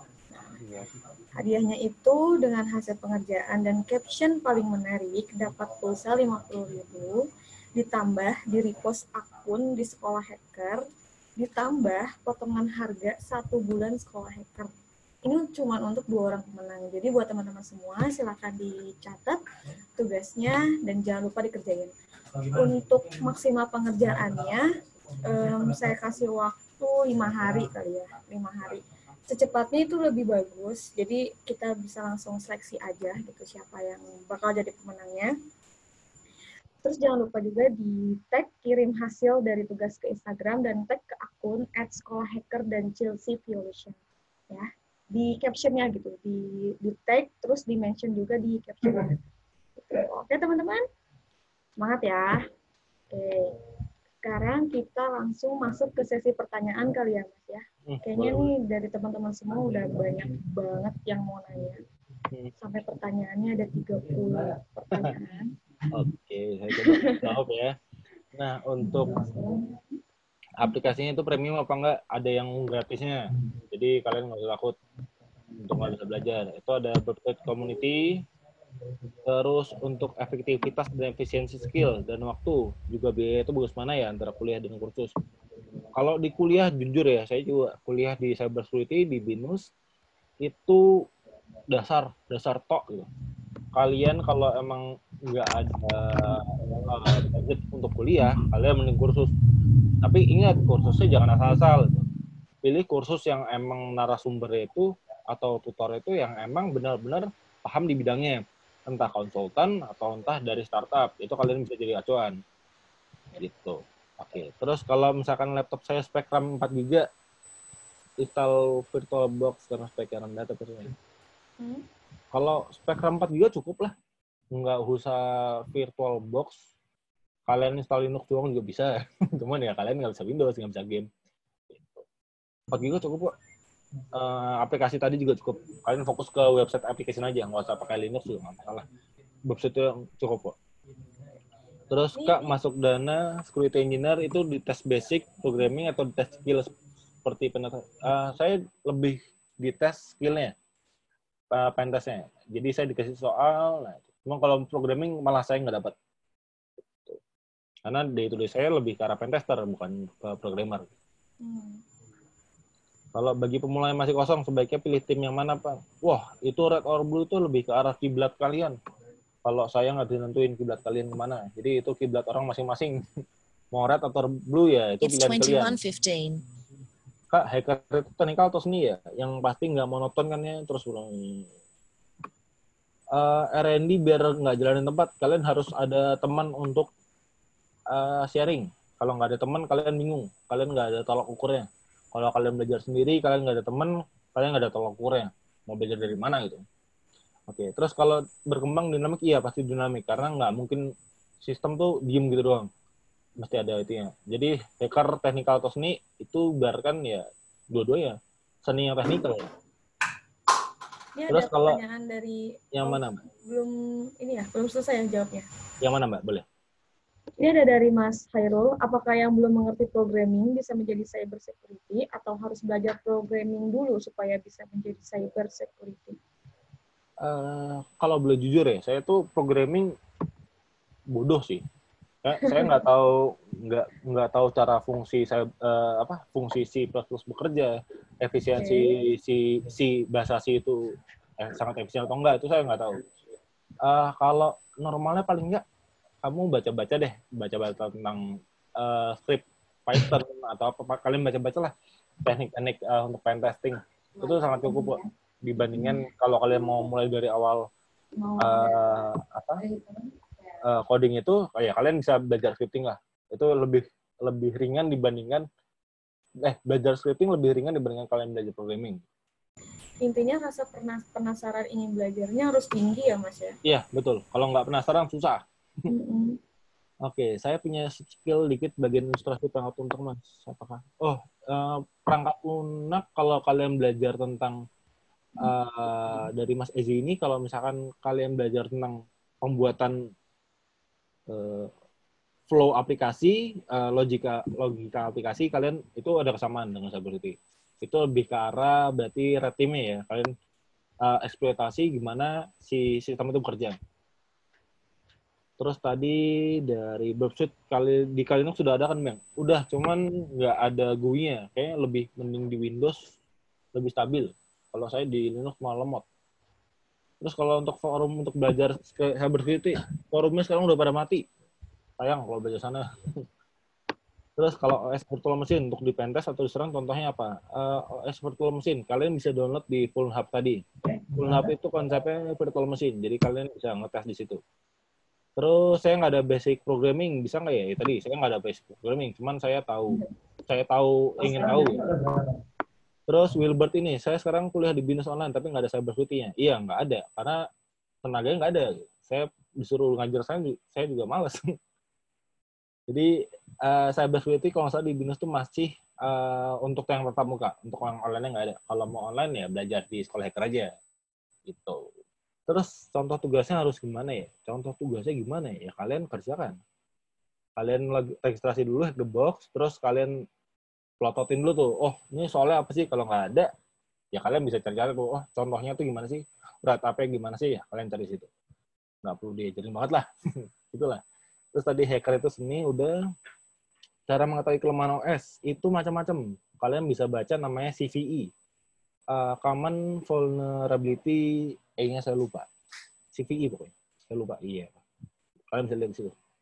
Terus cybersecurity main dia di database atau di yang lainnya. Cybersecurity itu luas, Mas. Jadi database, aplikasi, jaringan itu semua mesti palu gada itu kalau cybersecurity. Terus kalau network belajar harus dari Cisco Mikrotik, nggak harus di Cisco, Mas. Yang penting networking. Kak, boleh cerita nggak proses belajar infosec sampai kerja di Dana? Saya belajar infosec dulu nyoba lomba di zaman SMK, namanya saya berjawara waktu itu. Saya berjawara sampai sekarang, akhirnya kecemplung di cybersecurity ya karena ada rezeki untuk kuliah. Saya kuliah di BINUS, jalanin 3,5 tahun, nyoba-nyoba apply. Oh iya, sama kalau kalian kuliah tuh kalian mesti aktif ya, jangan cuman kuliah tok atau enggak kalian cuman ngandelin dosennya nggak ngajarin kok, saya jadi nggak belajar. Ya salah. Jadi kalau misalkan kalian nggak keterima kerja itu bukan karena kuliahnya jelek, tapi karena kalian sendiri yang jelek, karena kalian nggak mau belajar. Gitu. Jadi intinya sampai kerja di sana ya karena kerja keras sih. Kalau kalian nggak kerja keras ya nggak bakal kerja di suatu tempat yang kalian inginkan. Terus apa sih yang dimaksud zero day exploit? Zero day exploit itu artinya kelemahan yang secara masif, yang impact-nya secara masif dan belum diketahui oleh vendornya. Itu yang namanya disebut zero day exploit. Nah, ketika zero day ini biasanya mereka nggak bakal publish tuh zero day itu. Nah, ketika dipublish dan diketahui vendornya dalam artian kayak Microsoft atau aplikasi-aplikasi lainnya, itu dianggap zero day exploit. Jadi kalau ketika vendor udah tahu dan segala macam, itu. Dan apa bedanya dengan teknik lainnya? Zero day itu belum ada penangkalannya berarti. Itu eksploitasi yang paling berbahaya lah kalau satu publish. Terus forumnya kecoa komputer dengan apa lagi Kak? Tadi ada Indonesian Backtrack, ada Devil's Code, macam-macam lah. Cuman rata sekarang harusnya udah aktif. Parameter, bukan parameter Mas, tadi perimeter Mas. Perimeter tuh area untuk perlindungan, untuk lingkaran perimeter untuk pengamanan. Minta file Bang, download Mas. Ada di internet. Menurut Anda bagaimana masing solusinya? Website saya pernah ke device Mas. Jadi walaupun saya security, saya juga pernah miss kok Mas. Jadi dan bagaimana cara agar data Anda tidak hilang?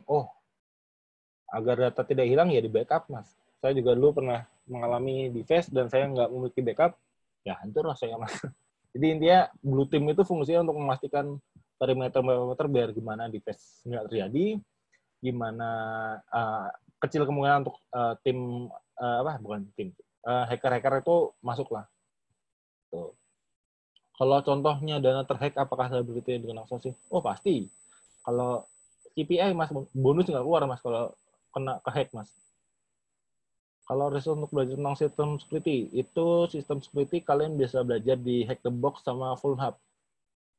Terus kalau untuk pembelajaran hacking cyber tadi udah, terus DVWA tuh bagus, DVWA bagus untuk pemula. Apa yang harus dipelajari security engineering untuk website, logic aplikasi sama Brooksuite tadi, Brooksuite cukup sih. Black box testing itu kalian nggak ada informasi apa-apa, nggak ada informasi detail terkait suatu aplikasi tersebut. Bedanya apa sama dengan pentest? Iya sama. Pentest tuh ada tiga deh. Black box, white box, sama gray box. Black box itu tanpa tahu informasi apa-apa. White box itu tahu sampai informasi diagramnya, source code-nya. Gray box itu abu-abu. Kadang dikasih, kadang enggak. Tergantung dari permintaannya. Ruang lingkup pentest itu tergantung dari orangnya, dari perusahaannya. Itu apa yang mau di pentest itu tergantung dari perusahaannya. Terus kalau untuk red team, kalau Indo kerja rapel-rapel enggak sih, itu perusahaan yang jelek Mas berarti Mas. Kalau misalnya kerja rapel-rapel, bukan orang yang jelek, perusahaan yang jelek, iya. Kalau rapel gitu. Berarti sebagai programmer, kalau saya sih red team lebih ke arah tester tok, nggak ada programmer. Cyber threat yang paling baik temen, cyber threat bot sih, DDoS paling banyak, karena itu lumayan sih, paling simpel lah.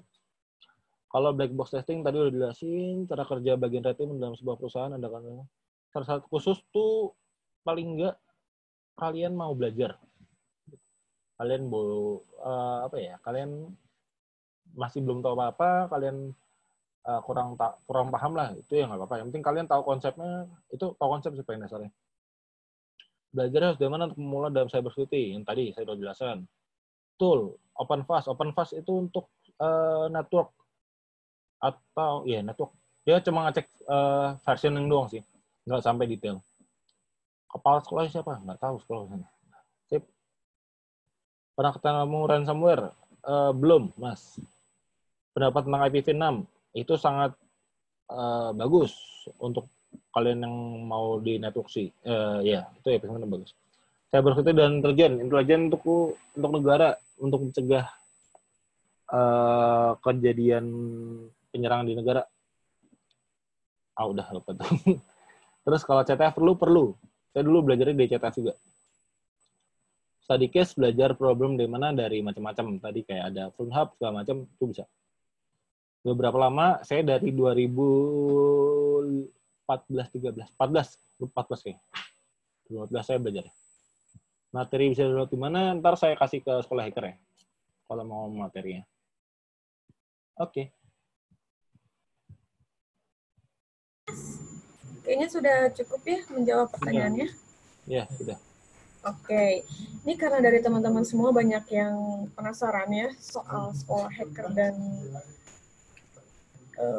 kepo nih harus belajar di mana sih gitu. Nah, saya punya rekan yang bakal ngejelasin apa sih itu sekolah digital Chelsea, apa sih itu sekolah hacker Chelsea.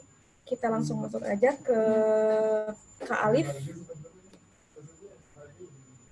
Halo Kak. Halo, Halo, masuk. Masuk ya. Suara saya jelas? Jelas, Mas. Jelas ya. Oke deh. Halo, malam Mas Andri. Salam kenal. Ya, malam, Mas. Oke, teman-teman, selamat malam. Ini ada sekitar 60 orang nih yang masih stay di layar, ngikutin webinar online dari Sekolah Hacker ini. Jadi mungkin langsung aja. Tadi sih saya sudah perhatiin beberapa pertanyaan yang cukup banyak, yang udah terjawab baru 38, yang belum terjawab masih ada 41. Jadi mohon maaf karena memang keterbatasan waktu ya, jadi nggak bisa dijawab semuanya. Tapi saya apresiasi, cukup antusias. Pertanyaannya juga artinya udah pada ngerti bahasa-bahasa teknikal semua. Oke, mungkin dari saya sedikit aja sih. Jadi perkenalan, nama saya Rizky Alfirvani. Saya adalah CMO dari Chelsea Solution, sekaligus tim marketing juga dari Sekolah Hacker. Saya mungkin mau jelasin dikit aja tentang profil Chelsea dan juga Sekolah Hacker, terus kenapa ada webinar ini. Jadi ini mungkin beberapa teman di sini mungkin ada yang sudah pernah kenal dengan Chelsea, sudah pernah beli produk-produk kita sebelumnya. Jadi Chelsea Solution itu sebuah perusahaan berbasis edukasi teknologi. Kita punya beberapa produk, salah satunya adalah sekolah digital. Di dalam sekolah digital ini kita ada banyak banget sekolah, salah satunya ya sekolah hacker ini. Jadi sekolah hacker itu sebenarnya sebuah program mentoring online, tapi tatap muka. Jadi kalau sekarang teman-teman kan webinar cuma bisa lihat muka kita aja. Nanti ketika di kelas di sekolah hacker itu teman-teman juga nanti akan ada mukanya live, bisa tanya jawab dalam bentuk suara, jadi nggak cuma teks seperti sekarang. Kalau sekarang kan karena pesertanya banyak banget, makanya kita pakainya yang webinar, bukan yang meeting. Kalau yang meeting kita bisa online 2 arah, satu kelas juga cuma ya mungkin 5-7 orang lah, jadi nggak banyak. Sekolah hacker itu program mentoring online 16 minggu, jadi belajar jadi cyber security engineer. Kita akan belajar banyak banget dari silabus materi yang sudah kita persiapkan. Terus jadwalnya itu setiap Senin, Rabu, dan Jumat jam 7:30 malam sampai selesai. 2 jam, 3 jam biasanya per kelas. Sama diskusi offline itu jam 9 sampai jam 12 siang setiap hari Sabtu. Itu khusus di Bandung dan Jakarta saat ini. Jadi buat teman-teman yang domisilinya jauh dari Bandung dan Jakarta, itu tetap bisa ikut secara online. Jadi tidak tidak menghalangi kesempatannya untuk ikut. Terus benefitnya ya karena online tapi tatap muka, jadi nggak seperti kalau teman-teman nonton video kan satu arah ya. Halo, jelas suaranya? Ini udah deket mic-nya nih.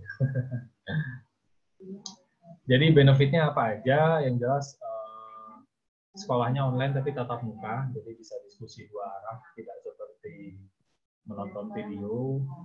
Terus jadwalnya juga malam, jadi mayoritas teman-teman biasanya masih kerja atau kuliah, itu berarti bisa ikut di sekolah hacker. Terus silabus materinya sudah disesuaikan, jadi nggak cuman nggak kaku hanya ngebahas teori-teori fundamentalnya saja, tapi memang sudah kita sesuaikan dengan kebutuhan di industri, best practice-nya seperti apa sih. Jadi dalam pembuatan kurikulum memang kita diskus langsung dengan teman-teman instruktur yang memang praktisi di bidangnya. Terus setiap batch juga biasanya ada pembaharuan, ada update. Kita pasti discuss lagi dengan para instruktur. Jadi benar-benar apa ya, silabus materinya tuh compact sih, benar-benar kebutuhan industri. Ada diskusi offline tadi seperti saya bilang di hari Sabtu. Terus apalagi ada after sales.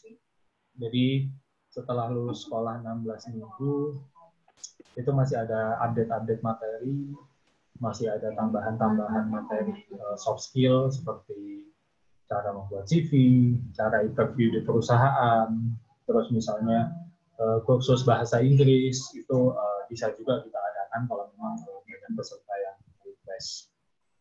Terus benefit berikutnya ya instrukturnya profesional, kita nggak main-main di sekolah hacker, kita hadirkan memang orang-orang yang praktisi langsung di bidangnya, sama seperti Mas Antonius Andre ini juga beliau memang praktisi dan saat ini bekerja di Dana. Jadi apa namanya, semua instruktur yang kita hadirkan di sini memang nggak main-main, kita approach ke mereka, kita tawarkan untuk bekerja sama untuk sama-sama membantu teman-teman untuk bisa belajar dan berkarya di industri.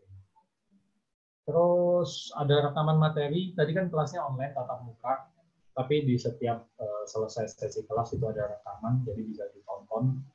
Ada proyek-proyek yang bisa dikerjakan, ini seperti di belakang saya, ada sebelah kanan ada Kolonel, ada Ayunda juga.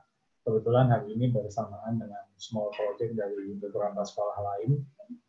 Jadi nanti ada proyek yang memang berbasis real environment ya, jadi teman-teman udah bisa ngerjain real project seperti di industri. Jadi memang langsung live praktek langsung. Alumninya belum ada karena untuk sekolah hacker ini baru batch pertamanya itu baru akan selesai di akhir bulan Februari. Jadi saat ini akan rilis kita batch kedua. Yang sudah ada alumni itu setelah DevOps kebetulan sudah jalan 3 batch, saat ini jalan batch keempat.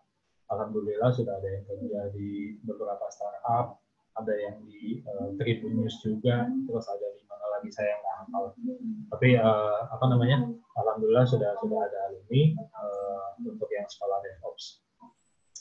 Terus biaya, nah ini biasanya cukup sensitif nih, tanyain teman-teman soal biaya. Di website di sekolahhacker.com sebagian besar dari Anda pasti udah lihat udah lihat biayanya. Itu biaya normal ya. Jadi biaya tertingginya segitu. Jadi saya sebutkan aja di sini. Saya lupa totalnya berapa. Kalau nggak salah itu sekitar 39 jutaan. Itu dicicil 18 bulan. Sekolahnya 4 bulan, tapi kenapa kalau cicilannya 18 bulan? Ya supaya lebih ringan. Tidak ada bunga, kita tidak bebankan bunga, tidak ada denda juga. Skema cicilannya ada di website. Nah, cuman biasanya di awal-awal pendaftaran itu kita ada diskon. Seperti kemarin tanggal 21 sampai 31 Januari itu ada diskon gede, pre-sale, dan kita hanya beritahukan kepada orang-orang yang sudah join waiting list. Udah ada 4 orang yang pada akhirnya daftar, alhamdulillah. Ini salah satunya mungkin join webinar di sini nih, Mas Rafli. Gitu. Jadi nanti akan ada diskon dipantau saja di websitenya. Terus yang terakhir berikutnya pasti ada pertanyaan worth it atau tidak gitu ya. Sebenarnya worth it atau tidak tergantung sudut pandang teman-teman melihatnya ya. Cuman kalau saya kayak gini, belajar di luar apakah bisa? Bisa. Saya tidak bilang tidak bisa gitu. Tapi saya mengakui dan menyadari tadi Mas Andre juga sudah menambahkan bahwa mayoritas materinya adalah berbahasa Inggris. Kalau teman-teman tidak ada masalah dengan bahasa Inggris, it's okay. Itu malah enak banget. Materi-materi berbahasa Indonesia, ya setahu saya masih cukup terbatas. Beberapa forum juga ada yang memang masih berjalan, tapi benar kata Mas Andre sudah beralih fungsi jadi ajang show off. Jadi sesi sharing, case study-nya itu sudah mulai berkurang ya, gitu. Terus waktunya juga kita hanya 16 minggu, tidak selama waktu kuliah sampai 4 tahun. total biayanya juga di bawah biaya kuliah. Terus lulus dari sekolah hacker, kita jamin insya Allah diterima kerja sebagai cyber security engineer, sebagai bug bounty hunter, atau mungkin mau buka startup sendiri di bidang konsultan bug bounty, itu juga bisa. Seperti yang cukup gede itu, saya lupa apa namanya. Itu juga bisa. Jadi kita jamin diterima kerja. Tadi standar gajinya sudah dicoba sampaikan juga sama Mas Andre. Ada garansi juga kalau worst case-nya nih, misalnya buruk-buruknya dalam 24 bulan nggak dapat kerja, uang pembayaran yang tadi 39 jutaan itu kita kembalikan tanpa nggak pakai ribet, langsung kita kembalikan. Jadi semua nanti ketika daftar itu ada MOU-nya. Nah, dengan fasilitas kayak gitu, dengan benefit seperti itu, nah itu apakah worth it atau tidak, tergantung teman-teman melihatnya. Mungkin itu aja sih. Pendaftaran belum dibuka, insya Allah dibuka besok pagi. Kita sistem harganya itu sistem pakai early bird, jadi lebih cepat daftar, lebih murah, makin lama daftarnya, diskonnya makin sedikit. Pendaftaran dibuka besok, ditutupnya 10 Maret. Kita mulai kelas itu 16 Maret, selama 16 minggu, selama 4 bulan kurang lebih, belajarnya. Silabusnya, kalau mau tahu di Sekolah Hacker belajar apa aja sih, silahkan buka sekolahhacker.com, ada silabus materi yang bisa di-download, dipelajari, supaya nggak beli kucing dalam karung, supaya ada gambaran, saya di Sekolah Hacker bayar segini, emang belajar apa sih? Gitu. Terus, apa lagi ya? Yang waiting list per hari ini saya lihat sudah ada 93 orang. Yang daftar webinar ada 635, walaupun nggak hadir semua. Sedangkan kuota kelas hanya kita batasin untuk ya mungkin 10 atau 15. Karena memang dari awal sekolah digital ini berjalan, itu udah dari Juli 2018, memang kita tidak terlalu fokus ke kuantitas. Jadi satu kelas itu kita maksimal mungkin 6 atau 7 orang aja, nggak banyak-banyak. Jadi walaupun kelasnya reguler, tapi jadi seperti private, teman-teman bisa punya ruang lebih luas untuk belajarnya. Instruktur juga nggak kewalahan karena siswanya nggak banyak, jadi bisa lebih efektif proses belajarnya. Itu aja, mungkin informasi lainnya teman-teman bisa lihat di sekolahhacker.com, websitenya sudah live, sudah bisa diakses. Semua informasi lengkap di sana. Terus kalau misalnya ada yang mau nanya-nanya juga ada tombol WhatsApp di sana, nanti bisa terhubung dengan email dengan admin kita, bisa nanya-nanya sepuasnya, nggak harus langsung bayar, nggak harus langsung daftar. Saya tahu ini bukan biaya yang murah, tapi coba pertimbangkan lagi dari banyak hal, dari prospek ke depannya, bagaimana karir cyber security engineer ini dibutuhkan di industri. Terus apa ya, mungkin kalau hitung-hitungan kasar deh, katakanlah bayar 4 juta sebulan, tapi setelah 4 bulan dapat potensi gaji seperti yang tadi dikatakan oleh Mas Andre. Gitu. Jadi coba dipikirkan baik-baik. Proses pendaftaran juga masih lama, masih 10 Maret. Ditutupnya bisa diskusi dengan kita, bisa ke WA, saya tulis WA-nya deh di kolom chat.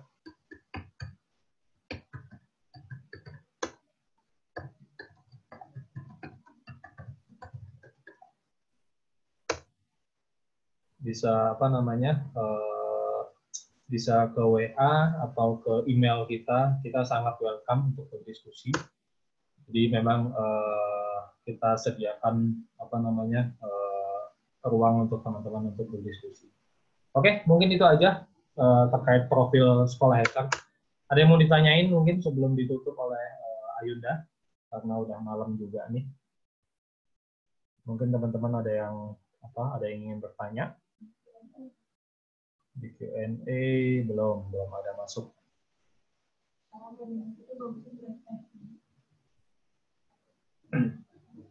Terkait Sekolah Hacker, oke. Belum ada ya, mungkin udah cukup jelas. Itu aja sih paling dari saya. Silakan buka sekolahhacker.com, itu sudah ada cukup cukup jelas informasinya. Khusus untuk bagian profil instruktur itu mungkin masih akan ada perubahan karena kita dengan instruktur masih ada beberapa ngobrol-ngobrol dulu sebelum kita pajang profil-profil mereka nanti di website. Gitu. Paling gitu aja dari saya. Thank you Mas Andre, thank you Ayunda. Saya kembalikan lagi ke Ayunda. Oke, terima kasih Kakak Alif. Nah, buat teman-teman semua yang masih penasaran sama Sekolah Hacker, bisa langsung dicek aja websitenya, sekolahhacker.com. Di situ udah banyak banget informasinya, dan tadi juga Kak Alif nyantumin kontak ya, dan email. Siapa tahu teman-teman semua masih ada yang mau nanya-nanya gitu. Dan ini juga kesempatan buat teman-teman yang pengen dapat diskon. Jadi teman-teman semua cuman hanya mengerjakan tugas dari Mas Andre. Selain dapat diskon, dapat pulsa 50.000, terus di repost akun Sekolah Hacker, terus dapat potongan harga juga 1 bulan di Sekolah Hacker. Dan seperti tadi saya bilang, ini untuk 2 orang pemenang aja, dan waktunya cuma 5 hari. Lebih cepat, lebih baik. Oke? Oke, Mas Andre, gimana kalau kita ngobrol dulu sedikit sebelum kita tutup? Yeah. Mungkin bisa diceritain karena Mas Andre kegiatannya apa aja sih di Dana itu? Atau mungkin ada tips and trick untuk teman-teman semua yang ingin kerja di perusahaan Mas Andre? Nah, sebenarnya tuh untuk saya ngasih informasi terkait wawancara ya nih ya.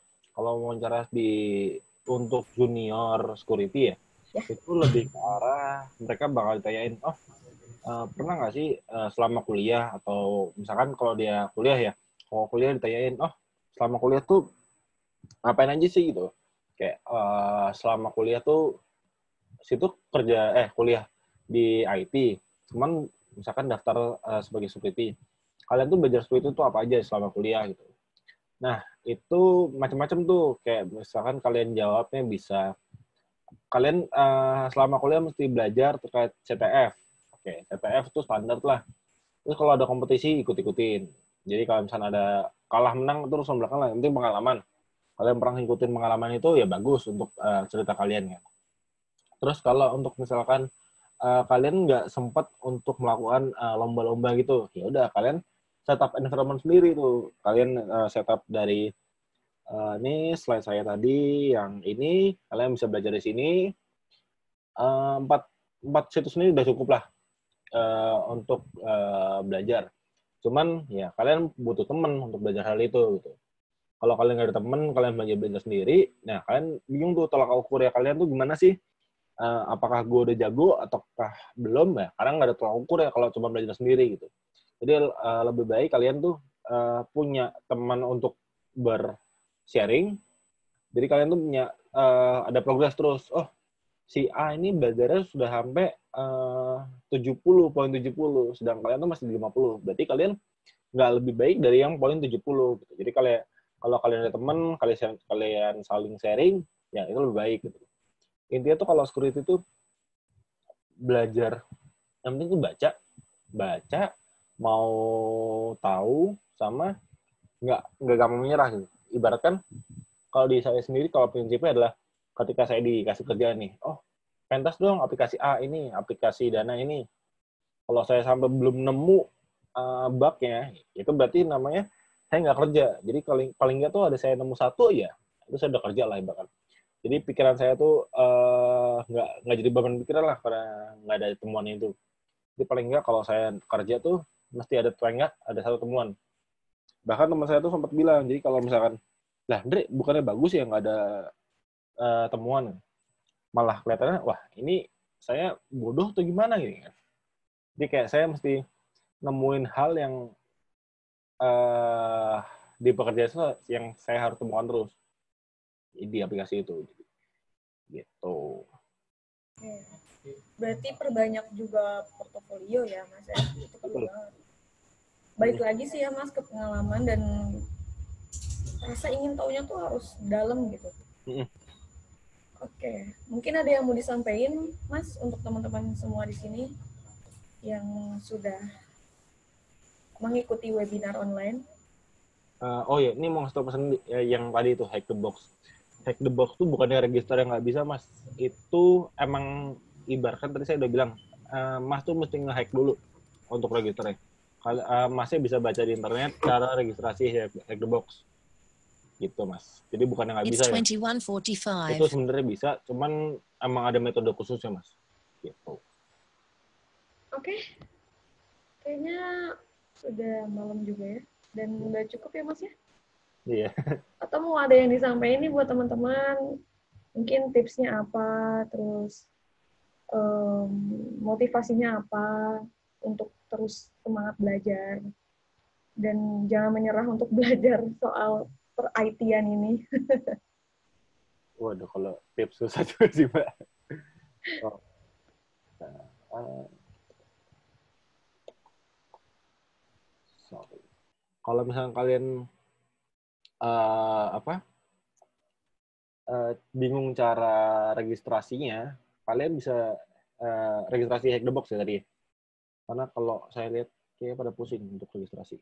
Ini, nah nih, kalian bisa lihat nih di Google how to register Hack the Box. Ada nih di sini atau di website lain ini. Kalian tinggal cari di sini nih. Kalian tinggal baca di sini. Ya.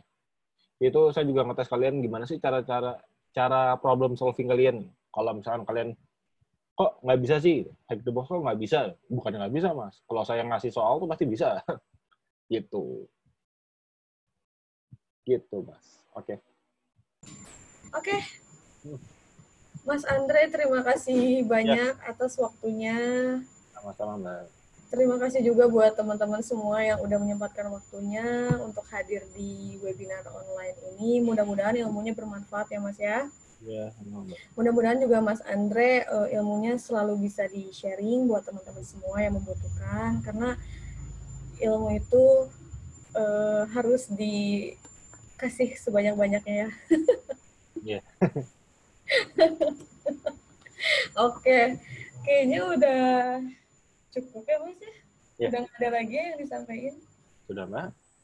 Udah. Dari Kakak Alif mungkin ada yang mau disampaikan lagi? Cukup sih dari saya. Cukup, thank you, ya. Mas Andri. Udah capek-capek nih.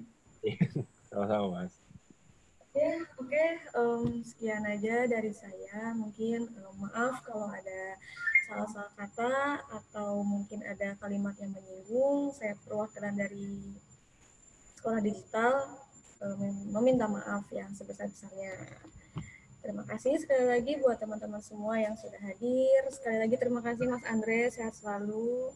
Iya, sama-sama. Mudah-mudahan teman-teman di sini bisa ketemu di Sekolah Hacker ya.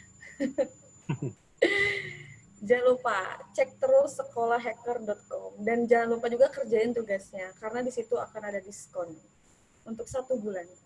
Selain itu juga ada pulsa 50.000 dan juga di repost akun di Sekolah Hacker. Oke, untuk 2 orang pemenang. Oke, kayaknya saya udah terlalu banyak ngomong. Saya pamit undur diri. Sekali lagi terima kasih yang sebanyak-banyaknya. Wabillahi taufiq wal hidayah. Wassalamualaikum warahmatullahi wabarakatuh. Selamat malam semuanya. Sampai jumpa di Sekolah Hacker.